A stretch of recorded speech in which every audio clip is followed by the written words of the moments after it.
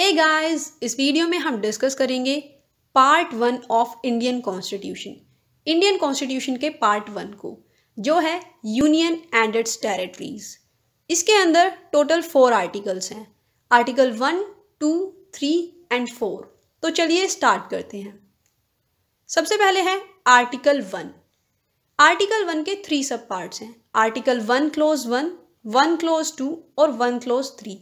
सबसे पहले देखते हैं आर्टिकल 1 क्लोज 1, जो है India that is Bharat shall be a union of state.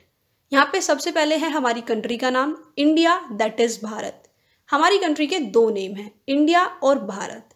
ऐसा इसलिए जब कॉन्स्टिट्यूएंट असेंबली में डिबेट चल रही थी कि हमारी कंट्री का नेम क्या होना चाहिए, तो वहाँ पर कुछ लोग बोल रहे थे कि मॉडर्न नेम इंडिया रखें और कुछ कह रहे थे कि एंशिएंट नेम भारत रखना चाहिए। तो जब इस डिबेट को सुलझाने के लिए उन्होंने कहा कि हम अपनी कंट्री के दोनों नेमों को रखते हैं, इंडिया भी और भारत भी। नेक्स्ट है India that is Bharat shall be a union of state. हमारी कंट्री को यहाँ पर यूनियन ऑफ स्टेट कहा गया है, जबकि हमारा कॉन्स्टिट्यूशन फेडरल है। इसका जो रीजन है हम उसको अभी आगे देखने वाले हैं। नेक्स्ट है आर्टिकल 1 क्लोज 2, जो है the state and it's territory shall be specified in first schedule. मतलब जो कॉन्स्टिट्यूशन का फर्स्ट शेड्यूल होगा उसमें हमारे स्टेट, उनके नेम और उनका एरिया लिखा होगा। देन है आर्टिकल 1 क्लोज 3, जिसमें टेरिटरी ऑफ इंडिया, जो ये वर्ड है इसको डिफाइन किया गया है। मतलब टेरिटरी ऑफ इंडिया के अंदर क्या क्या आता है। सबसे पहले टेरिटरी ऑफ स्टेट्स, जितने भी स्टेट हैं उनका area. Second, union territory specified in first schedule, first schedule में जो भी यूनियन टेरिटरीज लिखी हुई हैं। और third, such other territories as may be acquired. मतलब जो इंडिया ने इंडिपेंडेंस के बाद टेरिटरीज को एक्वायर करा है वो भी टेरिटरी ऑफ इंडिया के अंदर आएंगी। For example Pondicherry, Daman and Diu, ये इंडिया ने इंडिपेंडेंस के बाद एक्वायर करी हैं। अब हम देखते हैं कि हमने यूनियन ऑफ स्टेट को क्यों प्रेफर करा फेडरल ऑफ स्टेट की जगह। इसका रीज़न है कि जो इंडियन फेडरेशन है वो यूएस फेडरेशन की तरह किसी एक एग्रीमेंट पर बेस्ड नहीं है। इंडिया का जो फेडरेशन है, मतलब स्टेट्स में डिवाइड करा गया है, उसे एडमिनिस्ट्रेशन पर्पस के लिए किया गया है। स्टेट के बीच में कोई एग्रीमेंट नहीं है।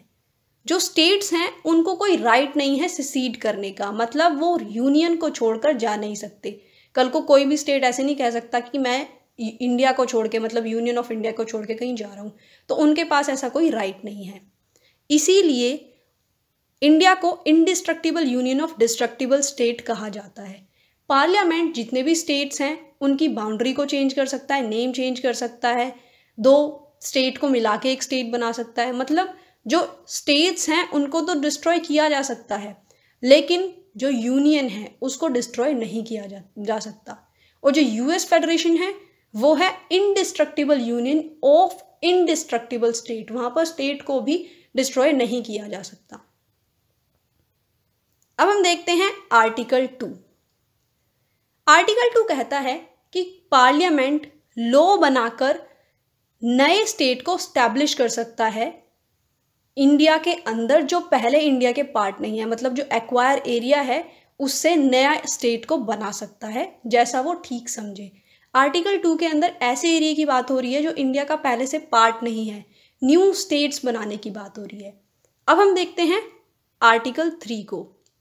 आर्टिकल 3 में कॉन्स्टिट्यूशन पार्लियामेंट को ये पावर देता है कि वो लॉ बनाकर जितने भी स्टेट्स हैं हमारे इंडिया के अंदर उनको रीऑर्गेनाइज कर सकता है। मतलब 2 स्टेट को मिला के एक न्यू स्टेट बना सकता है, एक टेरिटरी एक स्टेट को मिला के न्यू स्टेट बना सकता है, किसी भी स्टेट के एरिया को इंक्रीज कर सकता है, उसके एरिया को डिक्रीज कर सकता है, उसकी बाउंड्रीज को चेंज कर सकता है और साथ में उसके नेम को भी चेंज कर सकता है।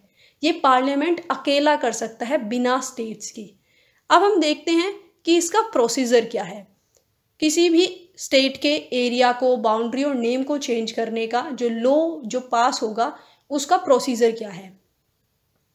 सबसे पहले ऐसा बिल प्रेसिडेंट की परमिशन से हाउस में इंट्रोड्यूस होगा। मतलब सबसे पहले उसके लिए प्रेसिडेंट की परमिशन चाहिए और इस बिल को दोनों हाउस में प्रेजेंट किया जा सकता है, लोकसभा में भी और राज्यसभा में भी।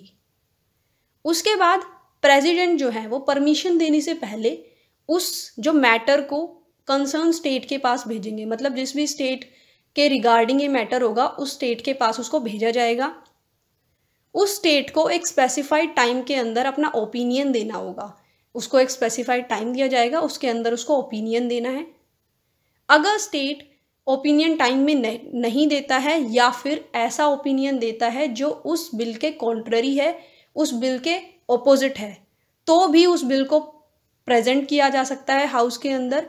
पार्लियामेंट स्टेट के जो ओपिनियन है उस पर बाउंड नहीं है, मतलब वो अपनी मर्जी से कर सकता है चाहे स्टेट कैसा भी ओपिनियन दे। और इस बिल को पास कराने के लिए सिर्फ सिंपल मेजॉरिटी की ज़रूरत है। मतलब कि अगर उस दिन हाउस में 300 लोग प्रेजेंट हैं लोकसभा के अंदर, तो 50+1 यानी 151 मेंबर्स भी अगर उसके फेवर में वोट कर देते हैं तो वो बिल पास हो जाएगा। तो ये है पूरा प्रोसीजर किसी भी स्टेट के एरिया, बाउंड्री और नेम को चेंज करने का। अब हम देखते हैं आर्टिकल 4। आर्टिकल 4 कहता है कि जो शेड्यूल 1 और शेड्यूल 4 के अंदर जो अमेंडमेंट किए जाएंगे, यानी स्टेट की बाउंड्री, नेम और एरिया को चेंज किया जाएगा, वो उसके लिए कोई सेपरेट कॉन्स्टिट्यूशनल अमेंडमेंट एक्ट करने की ज़रूरत नहीं है अंडर आर्टिकल 368। मतलब उसको आप सिंपल मेजॉरिटी से पास करके शेड्यूल 1 और शेड्यूल 4 को अमेंड कर सकते हो, उसके लिए 368 आर्टिकल की ज़रूरत नहीं है। आर्टिकल 368 कॉन्स्टिट्यूशन के अमेंडमेंट के ऊपर है, जिसमें प्रोसीजर लिखा हुआ है कि कॉन्स्टिट्यूशन को कैसे अमेंड किया जाए। अब हम एक केस के बारे में बात करते हैं जो है बेरूबारी केस। इस केस का पहले बैकग्राउंड समझते हैं। हमारे उस टाइम पर प्राइम मिनिस्टर थे नेहरू, जवाहरलाल नेहरू, और पाकिस्तान के प्रेसिडेंट थे नून। तो एक एग्रीमेंट हुआ था, नेहरू नून एग्रीमेंट, जिसमें हमारे प्राइम मिनिस्टर ने कहा था कि एक बेरूबारी एक एरिया था उसको पाकिस्तान को देने का उन्होंने वादा किया था उस एग्रीमेंट में। उसके बाद उन्होंने कहा कि मैं आर्टिकल 3 का यूज़ करते हुए उस एरिया को पाकिस्तान को दे देता हूँ, क्योंकि आर्टिकल 3 में लिखा हुआ था कि हम किसी भी स्टेट के एरिया को डिक्रीज कर सकते हैं। तो ये जो मुद्दा था ये प्रेसिडेंट के पास गया। प्रेसिडेंट को लगा कि आर्टिकल 3 में ऐसा तो नहीं लिखा हुआ कि फ़ॉरेन को भी दे सकते हैं, फ़ॉरेन कंट्रीज़ को। तो वो सुप्रीम कोर्ट से उन्होंने ओपिनियन मांगा। तो उसमें सुप्रीम कोर्ट ने कहा कि किसी भी स्टेट के एरिया को डिक्रीज करने का ये मतलब नहीं है कि तुम उसे उठा के किसी फ़ॉरेन कंट्री को दे दो। आर्टिकल 3 के अंदर जो लिखा हुआ है, अगर तुम ऐसा करना चाहते हो तो उसके लिए अमेंडमेंट करना होगा, कॉन्स्टिट्यूशनल अमेंडमेंट अंडर आर्टिकल 368, जिसके बाद फिर वहाँ पर कॉन्स्टिट्यूशनल अमेंडमेंट हुआ था और उसके बाद वो एरिया पाकिस्तान को दिया गया। उसके बाद सुप्रीम कोर्ट ने 1969 में एक बात और कही कि बाउंड्री डिस्प्यूट जो होते हैं इंडिया और दूसरी कंट्रीज़ के बीच में, उनको सेटल करने के लिए जो भी हम काम करेंगे वो कॉन्स्टिट्यूशनल अमेंडमेंट एक्ट में नहीं आएगा। ये एग्जीक्यूटिव एक्शन से भी किया जा सकता है, क्योंकि इसमें दूसरी कंट्री को हमारा एरिया सिसीड मतलब दिया नहीं जा रहा है। तो ये था सुप्रीम कोर्ट का 1969 में ओपिनियन। तो फ्रेंड्स, ये था पार्ट 1 ऑफ इंडियन कॉन्स्टिट्यूशन, जिसमें हमने सारे आर्टिकल्स को डिटेल में देखा प्लस बेरूबारी केस को देखा। Friends, I hope you like the video. Thank you so much for watching. Please do like, share and subscribe to my channel.